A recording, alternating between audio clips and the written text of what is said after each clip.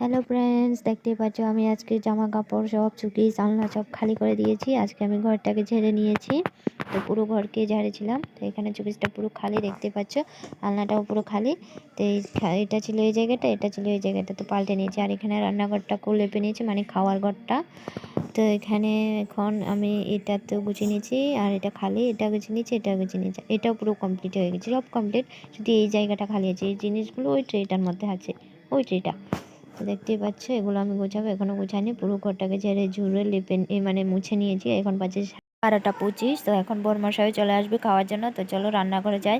তো রান্নাঘরে গিয়ে আমি রান্নাটা কমপ্লিট করে ফেলে এখানে ভাতও বসিয়ে দিয়েছি। ভাতটা মানে ফুটে যাবে। আর এখানে ডেকি শাকগুলো কুটে নিয়েছি, মানে ভাত ফুটতে ফুটতে ডেকি শাকগুলো কুটে নিয়েছি, দেখতে পাচ্ছ।